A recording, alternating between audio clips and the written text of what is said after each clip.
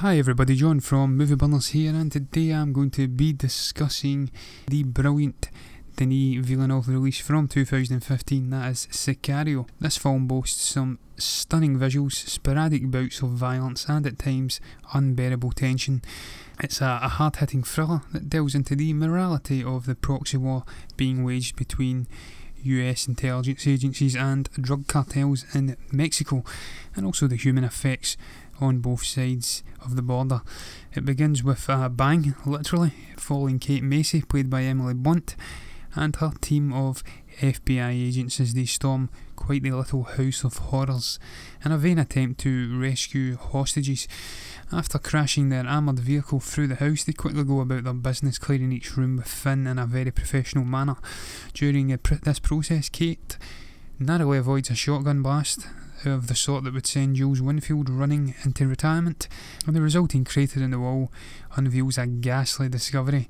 It turns out the entire house is full with dozens of decomposing corpses hidden behind the walls, with a Mexican cartel the likely perpetrators.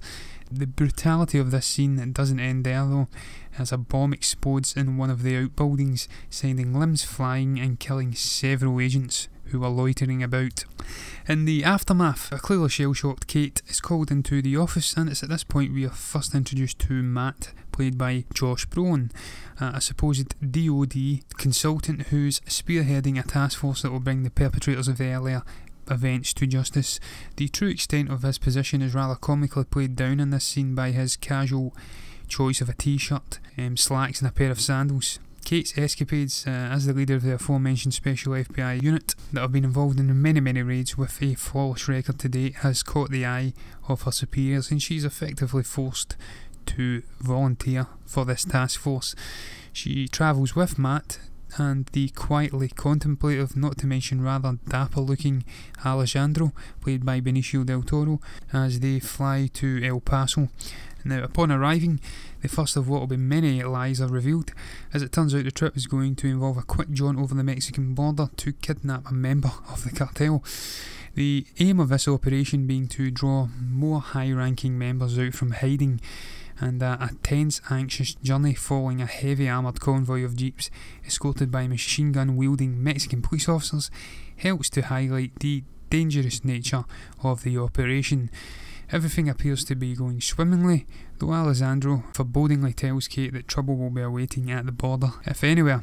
And he was right too, because stuck in a traffic jam shortly afterwards, barely over the border, there's a moment of more anxiousness as the passengers put their peripheral vision to very good use, quickly picking out two cars either side of the convoy, and with anxiety levels reaching fever pitch during this, it doesn't take long for the team to quickly react and deal with the situation before it's even developed, taking out multiple Mexican gunners.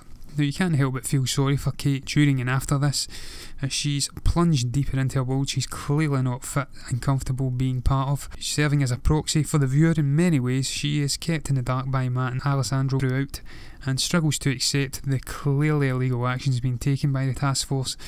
Alessandro sees no issue in torturing the cartel members stolen across the border. The lengths they'll go to are further highlighted when the film visits a large hangar of sorts, with illegal immigrants that are interrogated for any information that may be available. Reggie, played by Daniel Kaluuya, the African-American ex-partner of Kate, is treated with even more contempt by Matt, who either can't or refuses to even remember his name. Following these interrogations, Alessandro manages to discover the whereabouts of a secret tunnel that runs under the border, and so we are led into a brilliant finale, with the tension ratcheted up rather effectively thanks to the use of night vision visuals. We see a beautiful yet ominous sunset framing the task force descent underground as the final operation really begins. An intense firefight takes place with cartel members in the claustrophobic surrounds of a tunnel network. Kate manages to track the movements of Alessandro while bullets ricochet all over the place, and with her conscience gnawing away, she confronts him just as he's about to take off with a bent Mexican police officer over the border.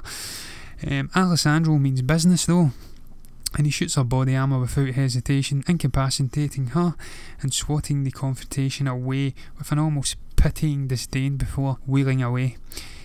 What follows is a fairly gut-wrenching confrontation with the cartel leader and his family, which ends in a complete merciless bloodbath.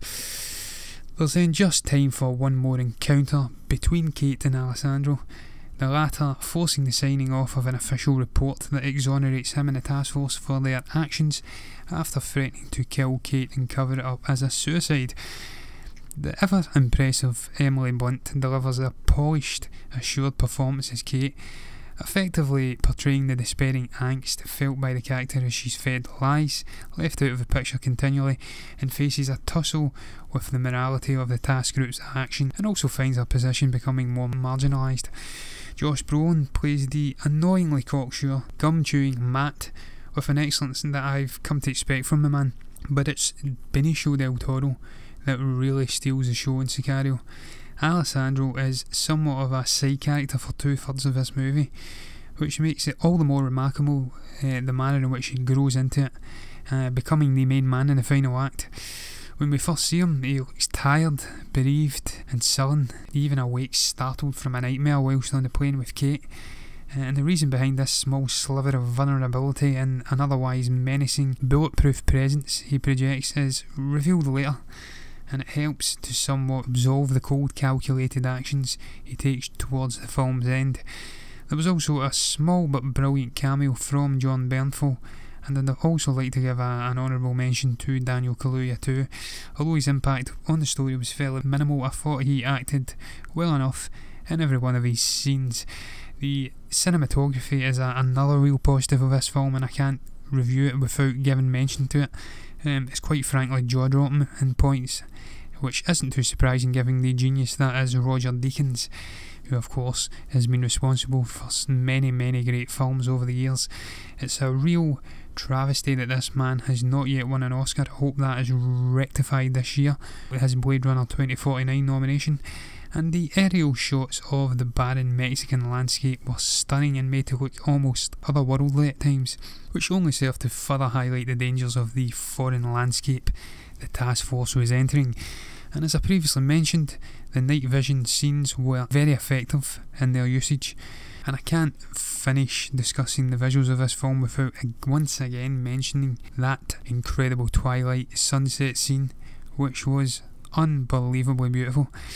Overall though, this is just a brilliant film, and I highly recommend this one to anyone who hasn't seen it yet for whatever reason, and I'll be giving this film a 4.5 out of 5.